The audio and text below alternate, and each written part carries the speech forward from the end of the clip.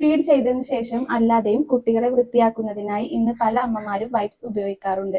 Baby wipes ഉപയോഗിക്കുമ്പോൾ നിർബന്ധമായും ശ്രദ്ധിക്കേണ്ട 6 ഹാംഫുൾ ഇൻഗ്രീഡിയൻസ് ഏതൊക്കെയെന്ന് നോക്കാം.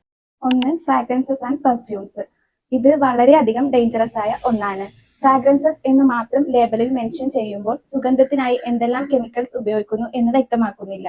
അതുകൊണ്ട് തന്നെ വൈപ്സ് ഉപയോഗിക്കുമ്പോൾ കുഞ്ഞിന് നല്ല മണം ഉണ്ടാകുന്നു എന്നതിനേക്കാൾ അത് കുഞ്ഞിന്റെ ചർമ്മത്തെ വളരെയധികം ദോഷമായി ബാധിക്കുന്നു.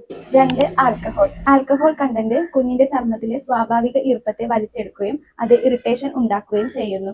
അതുകൊണ്ട് തന്നെ ഇൻഗ്രീഡിയൻസിൽ ആൽക്കഹോൾ ഉണ്ട് എങ്കിൽ അത്തരം വൈപ്സ് ഒഴിവാക്കുന്നതാണ് ഏറ്റവും നല്ലത്. 3. Phenoxy ethanol. പാരബീൻസിന് പകരമായി ഉപയോഗിക്കുന്ന ഒരു കെമിക്കലാണ് ഇത്. കണ്ടിന്യൂസ് ആയി ഇത് ഉപയോഗിക്കുന്നത് കുഞ്ഞിന്റെ നെർവസ് സിസ്റ്റത്തെ തന്നെ ബാധിച്ചേക്കാം. അതുപോലെ മൗത്ത് ഏരിയയിലും മറ്റും ഉപയോഗിക്കുന്നത് ഹോർമോണൽ ഡിസ്ട്രപ്ഷനും കാരണമാകുന്നു. 4. ഫോർമാൽഡിഹൈഡ്.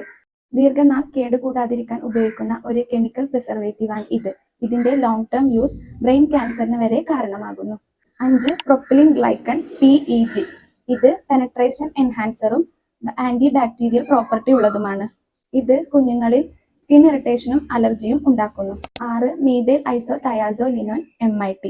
കുഞ്ഞുങ്ങളിൽ അലർജിയും സ്കിൻ ഇറിറ്റേഷനും ഉണ്ടാക്കുന്ന മറ്റൊരു പ്രധാനപ്പെട്ട ഘടകമാണ് ഇത്. കുട്ടികളുടെ സ്കിൻ വളരെ സോഫ്റ്റും സെൻസിറ്റീവുമാണ്. അതുകൊണ്ട് തന്നെ ഇത്തരം വൈപ്സ് ഉപയോഗിക്കുമ്പോൾ ലേബൽ കൃത്യമായി ചെക്ക് ചെയ്ത് ഇത്തരം ഘടകങ്ങൾ ഇല്ല എന്ന് ഉറപ്പുവരുത്തിയതിനു ശേഷം മാത്രം വാങ്ങി ഉപയോഗിക്കുക.